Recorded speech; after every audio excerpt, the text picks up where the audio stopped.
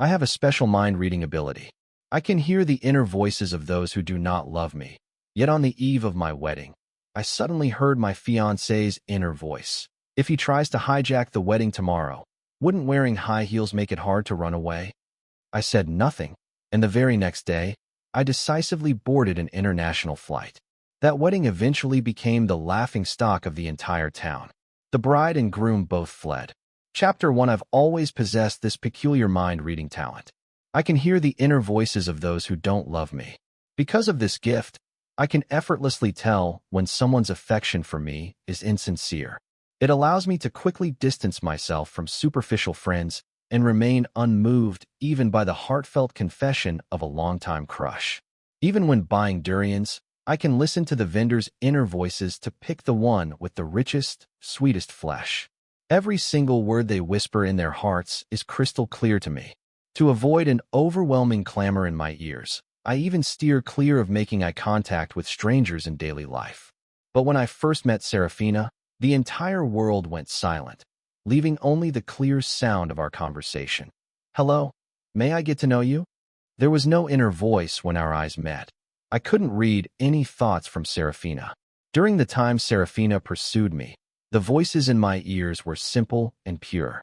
I believed that she loved me, so we fell in love, dated, and eventually discussed marriage. For 2 whole years, I never once heard her inner voice. Yet on the eve of our wedding, I suddenly began to hear Serafina's inner voice. Because of the wedding, Serafina had been exceptionally busy lately. She comes from a well-to-do family and has already successfully taken over her parents' legacy, independently managing the Chun family's financial company. With all the pre-wedding arrangements piling up, especially over the past 2 months, we hardly had any time together. I have my own career, and I equally respect Serafina's pursuits.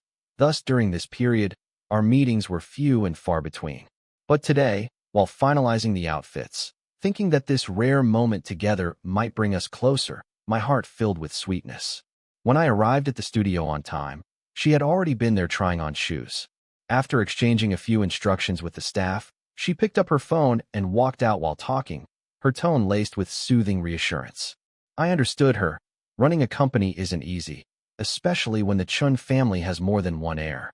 We exchanged a knowing glance. Then, all of a sudden, I heard Serafina's inner voice. "If you're planning a wedding hijacking tomorrow, you should wear sneakers so you can run easier." Wedding hijacking? Stunned, I froze and stared intently at her lips, confirming that it was indeed her inner voice. For a moment, I didn't know how to react. Even though it was a sweltering summer day outside, a chill instantly spread through every part of me, leaving me immobile. I could hear her inner voice now, and its meaning was all too clear. Chapter 2. Out of the corner of my eye, I noticed a staff member not far away following her orders, tucking a pair of lightweight sneakers into the wedding attire. Serafina nodded at me and raised her leg as if preparing to step out.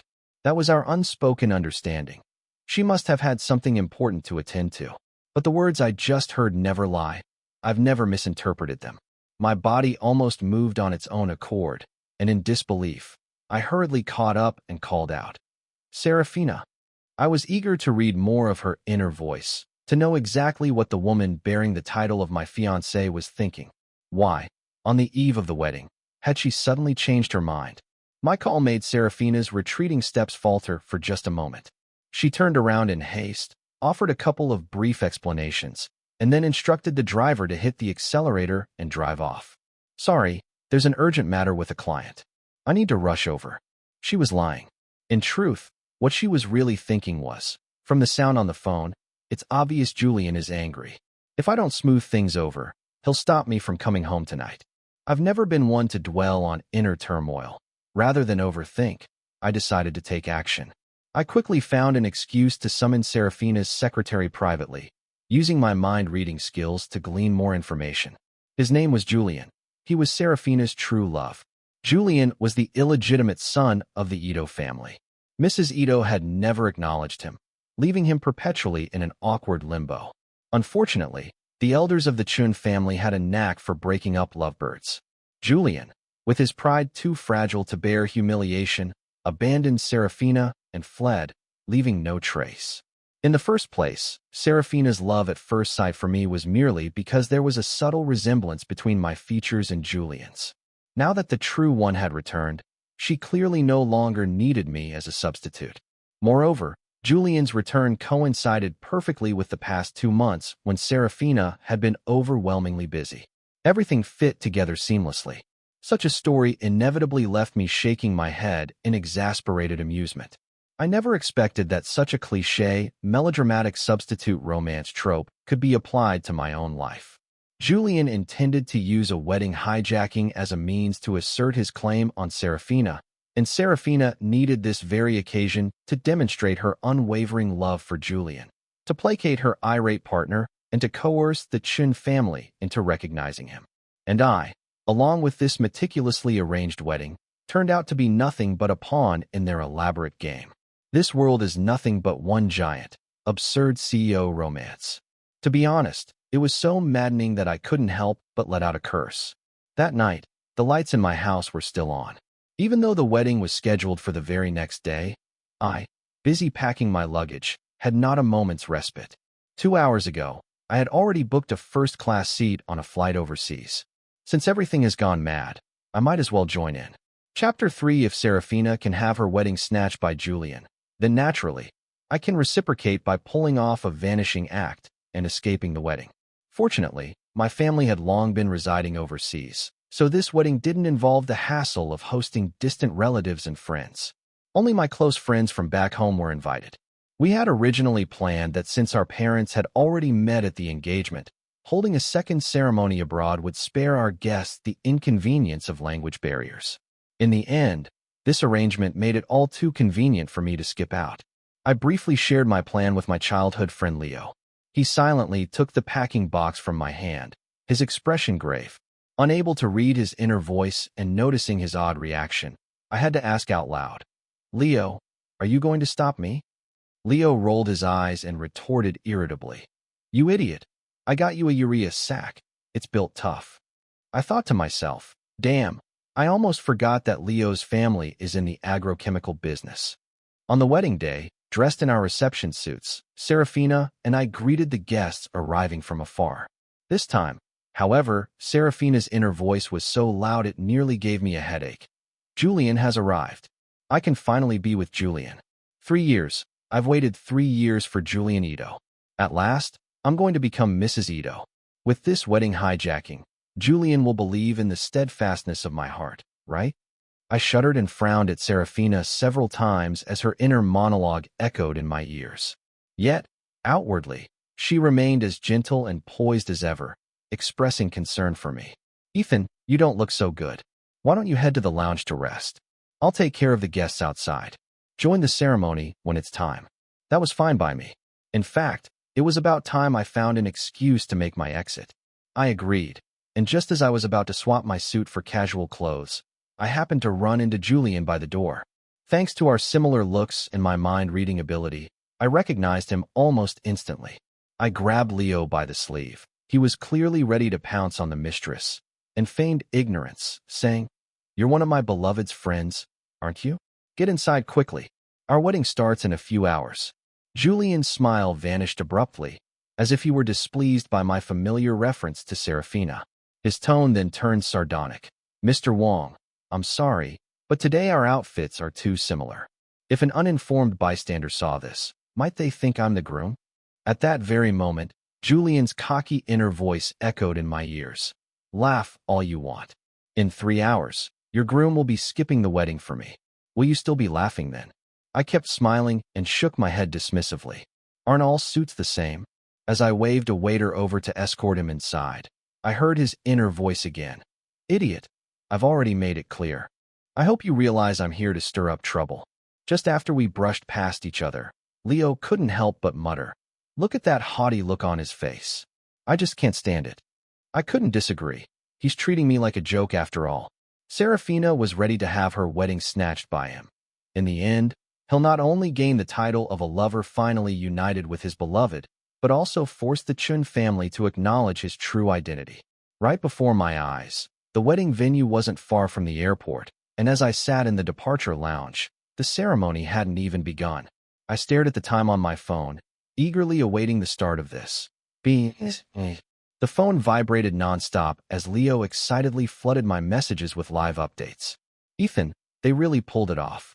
They really snatched the wedding. Damn, cheating and yet acting like Cinderella and her prince.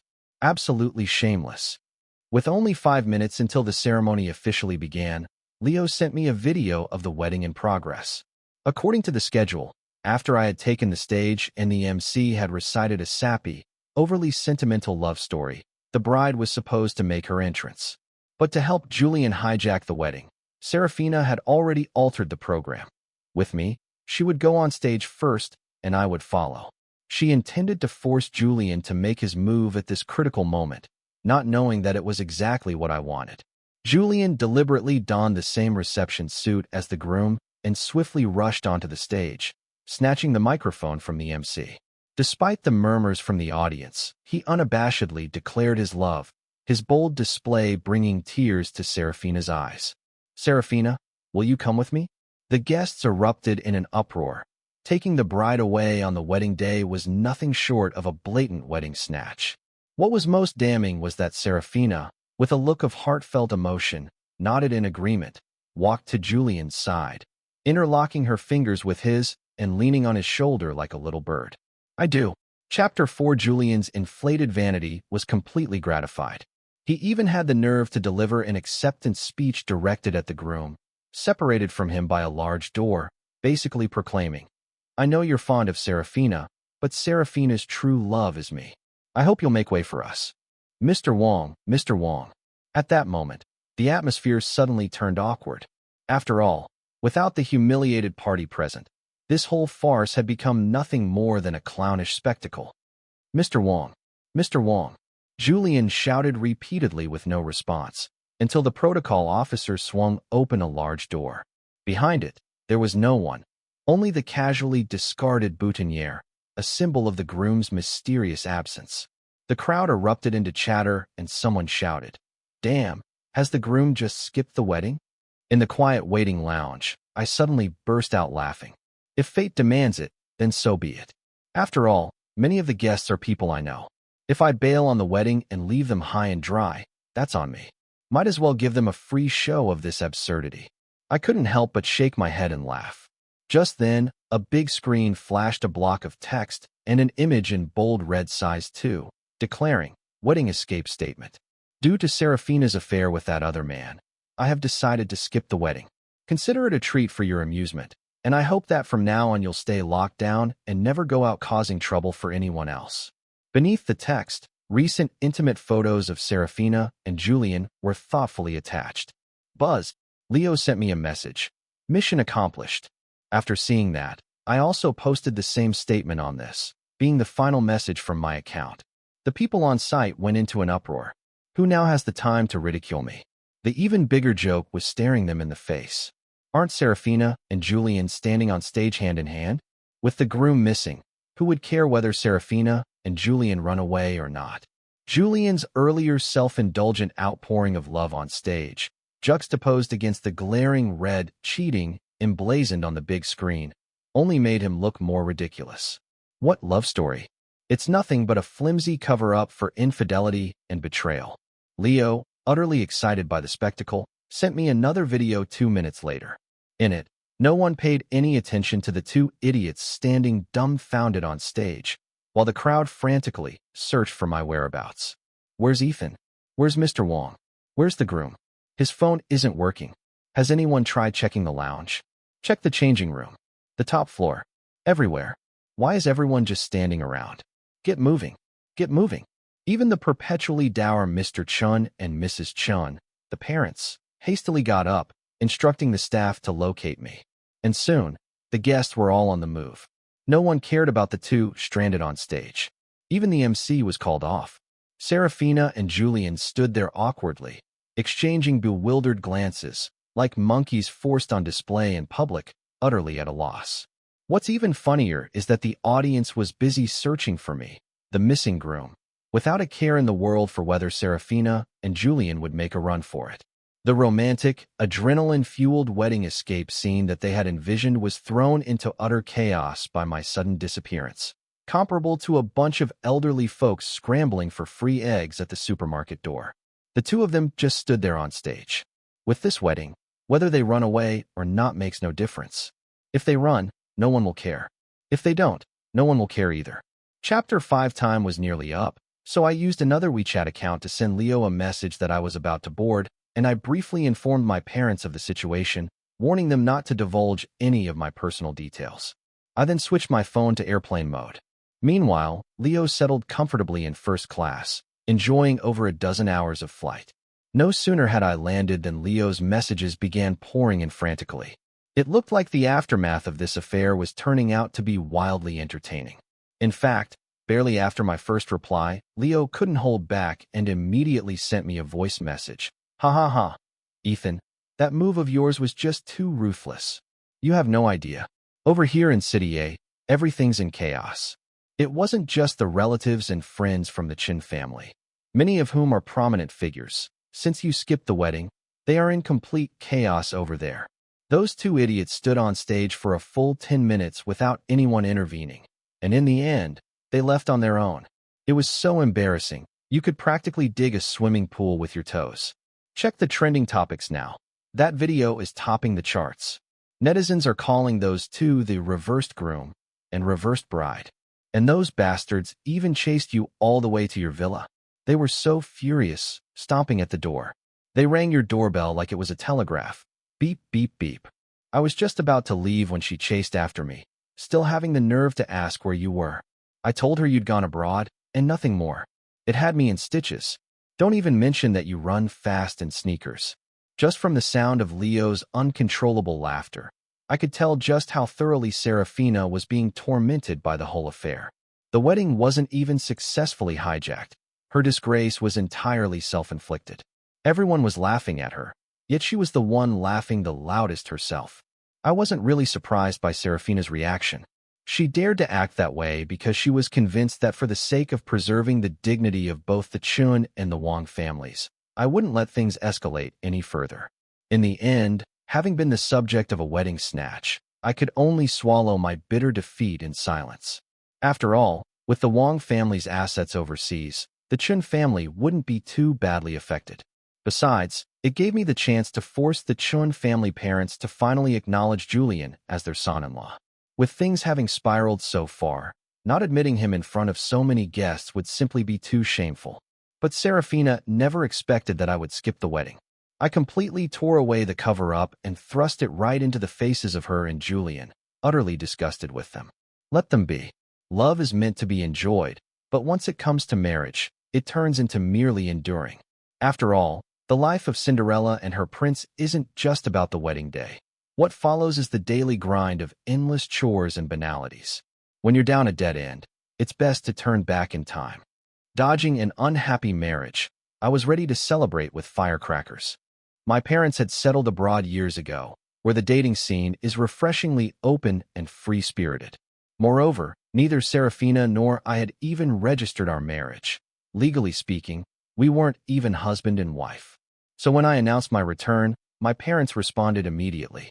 In fact, as soon as I got off the plane, someone was already arranged to pick me up. As I climbed into the car, Leo was still excitedly recounting the latest developments. The wedding eventually fizzled out after the guests left in small groups. Only a few staff members remained. Since our families are on good terms with the Chins, some stayed behind to calm down an exceedingly unstable Mrs. Chun. Mrs. Chun was so furious that she even slapped Serafina. Frankly, she had it coming. Who doesn't know that you helped her climb the social ladder for Serafina's sake? And that Julian, an illegitimate child, pulled off this shameless act of wedding snatching as a way to repay ingratitude? The Chun family themselves have lost face. Old Mr. Chun didn't even spare Julian a glance. He just left immediately. Only Julian remained, awkwardly fumbling as if he didn't know where to put his hands. When I was leaving, I even saw Julian Reed clinging to Serafina as they tried to hold the wedding together. I bet he felt that his own reputation was utterly ruined. I scoffed. Those who insult others often end up being insulted themselves. I'll be waiting for them to actually hold a wedding someday. If they do, I promise I'll sincerely congratulate them. I believe Serafina will understand that sooner rather than later. I met Serafina at a charity gala. Although the Wang family's assets had already been transferred overseas, both my parents and I hail from City A, and with my elderly parents, long international flights can be quite taxing. That time when I returned, it was partly for business, partly to trace my roots. I never expected to encounter the girl who fancied herself my destined partner. Back then, Serafina called out to me while holding a wine glass. Her smile was radiant, and every graceful gesture exuded elegance. Thanks to my mind-reading ability, I usually refrained from initiating conversation in such public settings unless absolutely necessary. The clamor of high society is just too overwhelming. When Serafina stopped me, the irritation on my face was still evident. Yet, strangely enough, I couldn't hear any inner voice from her. Perhaps because it was too quiet, I gradually found the patience to start talking with her. Later, when she confessed her feelings, she became so bashful that she didn't know what to do with her hands. The one holding the rose trembled slightly as she said, "Ethan, we will be together forever." We locked eyes, but I couldn't read any inner voice from her, so I nodded, trusting Serafina's promise and agreeing to stay in the country to marry her. I never doubted the promise in that moment, but promises only hold true when love is genuine. In my eyes, the love story between Julian and Serafina was nothing more than a tale of youthful, unrequited love. Julian might not be as perfect as Serafina imagines, and Serafina might not love Julian as deeply as she believes. After all, love is most moving when it is unfulfilled. Chapter 6. Half a month later, just after finishing Professor Dubois' design class, I received a call from Leo. "Didn't you get that wedding invitation from those bastards? A few days ago when I got there today, I thought some village was hosting a communal feast. It wasn't nearly as lively as the time I went north for that pork stew." Leo, clearly a gossip journalist on the front lines, rambled on about that melodramatic wedding. Old Minchin didn't show up at all, and hardly anyone attended. This wedding can't compare to yours back in the day. The ceremony was held in a secondary hall, and only Mrs. Chin showed up, wearing a sullen look as she coldly finished her change of address tea. Forget about handing out red envelopes. She didn't even properly address her son-in-law, still calling him Mr. Ito. During the speeches on stage, they even had him scold Mr. Ito to behave, told him to be well-mannered, and know decency and shame. Ha ha ha. You should hear how the older generation, with all their cultured flair, can really lay into someone. Julian got so angry, he ended up throwing Serafina's bouquet, which forced her to juggle soothing both her mother and her husband. I nearly laughed myself into a fit. Honestly, that was hardly surprising, given Mrs. Chin's nature. Not holding the wedding would have been her usual style, but she couldn't resist Julian whispering sweet nothings into her daughter's ear, so she had no choice but to attend while keeping her anger in check. Yet Julian, who isn't even married yet, managed to offend his mother-in-law. Can he really expect any good days ahead? I also heard Julian's been stuffing his cronies into Serafina's company lately. He's enjoying himself. Once married, even the Ito side acknowledged his identity, and his own business is booming. Talk about having the shade of a big tree to lean on. I still remember how hard you worked to pull resources for Serafina, and now Julian is reaping all the benefits. It leaves me seething with envy. I kept thumbing through project files while chatting with Leo on speakerphone. I haven't come out short either. I made a pretty penny in all this. Serafina's life isn't exactly a bed of roses either. She might have operational control, but the real decision-making power still lies with her father. They can't have the Chun group end up taking the Ito name, can they? Besides, the Chun family isn't just made up of one young person. It's hard to say for sure, but I know how driven Serafina is when it comes to her career.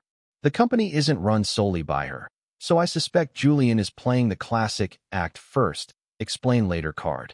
Thanks to that wedding, our domestic partners have caught wind of the feud between Serafina and me and have let slip a few tidbits. For instance, the Chun family even promoted Serafina's cousin, clearly ramping up the pressure. Between love and business, I figure Serafina is caught in a real bind.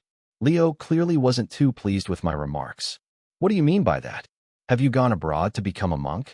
Are you out there clattering your prayer beads all over your face, suddenly turning soft-hearted? Now you feel sorry for her suffering. So is your next move going to be to send her some warmth?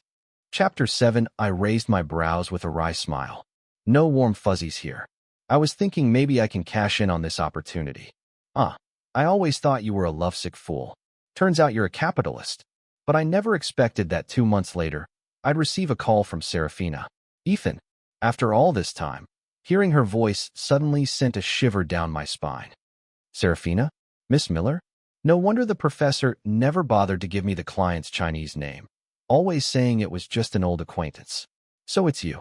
As for Serafina managing to find me, my reaction was surprisingly indifferent.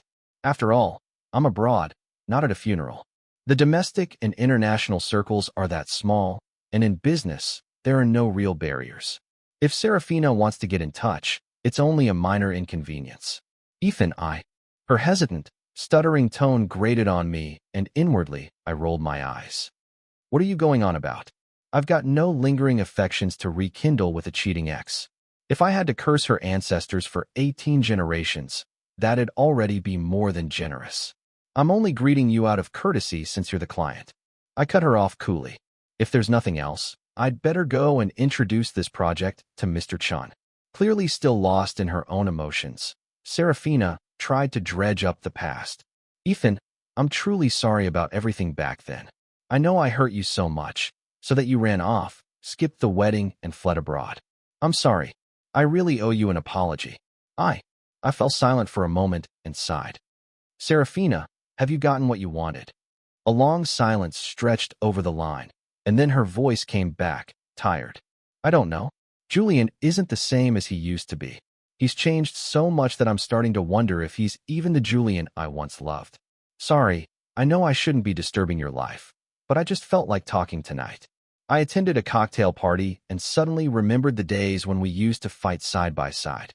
I snorted dismissively, not wanting to continue what had been a relatively civil conversation. If Mrs. Ito finds out that you and I are still in touch, it won't be proper. Lisa, come over here. Thanks for helping me introduce this project to Mr. Chun. I've got other matters to attend to. Excuse me. No matter how heart-pounding a romance once was, over time, it all grows dull. The pearl powder you once despised turns out, once lost, to be an invaluable glowing gem. No matter how much one is loved, one always yearns for the love that was never attained. Regarding Serafina's confession, all I could think was, serves her right. I handed all follow-up work on the project over to my assistant, Lisa. Occasionally, if something was unclear, I'd offer guidance, but I made every effort to avoid direct contact with Serafina. I knew exactly what she was scheming. But when it comes to betrayal, once you've given someone a first chance, there's no room for a second. Lisa went back to the country on my behalf and successfully secured the project. Along with it, she brought another piece of news. Miss Liu asked me to tell you that she's divorced. When Julian began stuffing his cronies into the company, I had already had a vague premonition. I just never expected it to come so soon. Even when I messaged Leo, he was surprised. I only just heard about it too. How come your news is so sharp? I smirked. She reconnected with me a while back because of the project. She specifically had my assistant relay this to me. Clicked his tongue a couple of times before continuing. Everyone can see her true intentions. But how is it that this guy is so relentless? Does he really think you're just his spare? Disgusting. Do you know why they got divorced?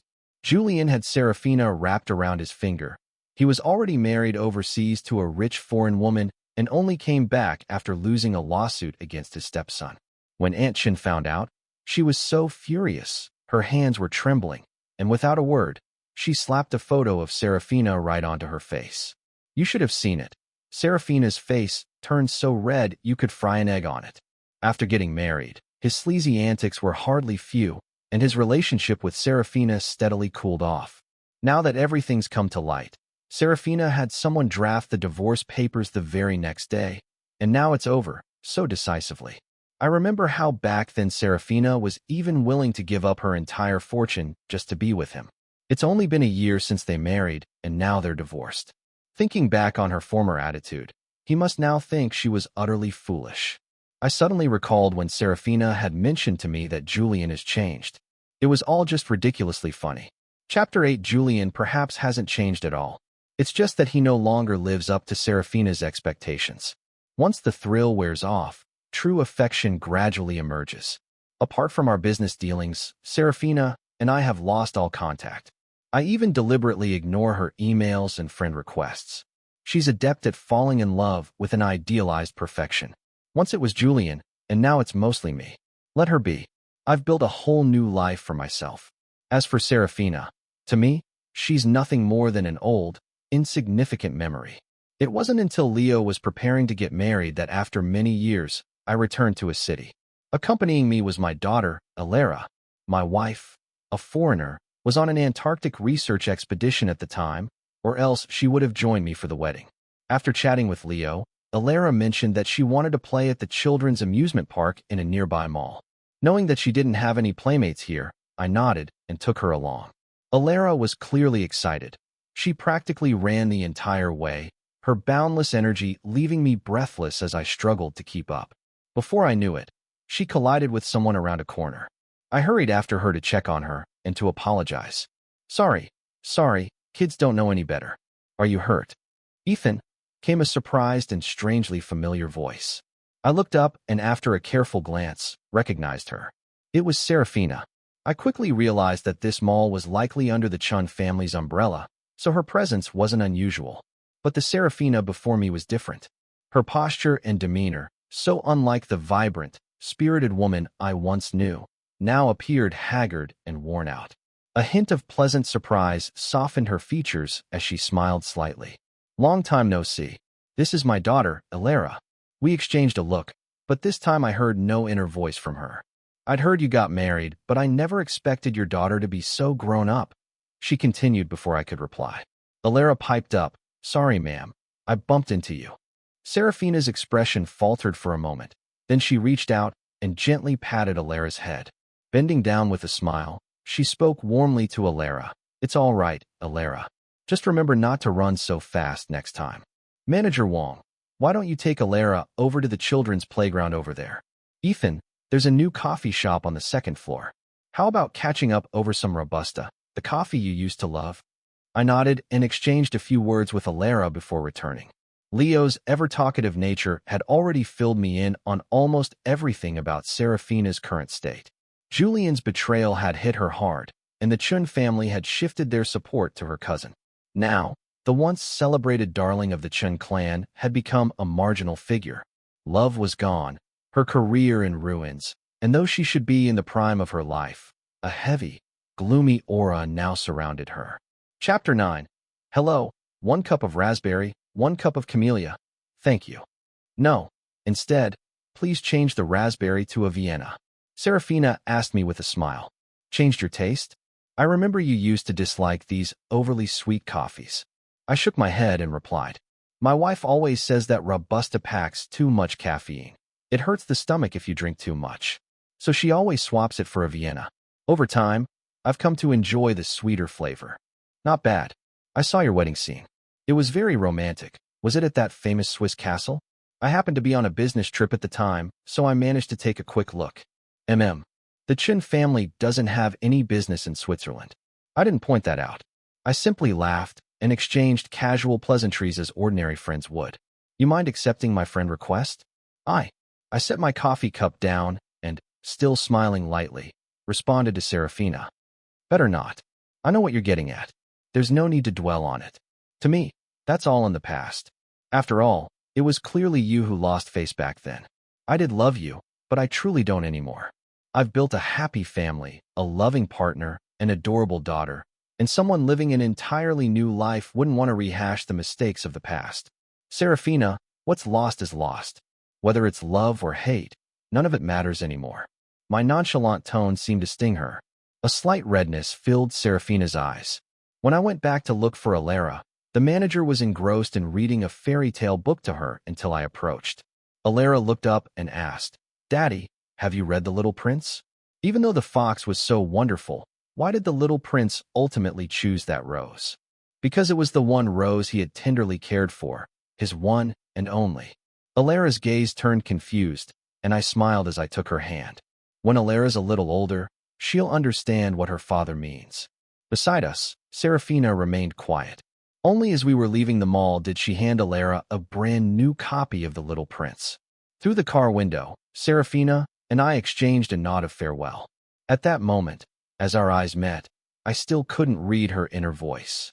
It was as if we were back at the very first time we met.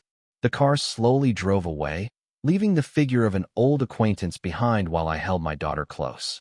This was my final act of retribution, a gentle and dignified exit. From now on, memories would be our only means of meeting again, and I will replace Julian, becoming the lover in Seraphina's life who was always just out of reach. In Seraphina's world, the unattainable lover isn't a torrential downpour, but rather a lifelong, lingering dampness. She will forever be trapped in that moist existence, stirring up wild storms on every seemingly calm day. I once was a fox, and I was that red rose. But now I am merely a little prince whose journey has come to an end. My daughter, clutching her phone, tugged at me. "Daddy, Mom wants to talk to you. Come on."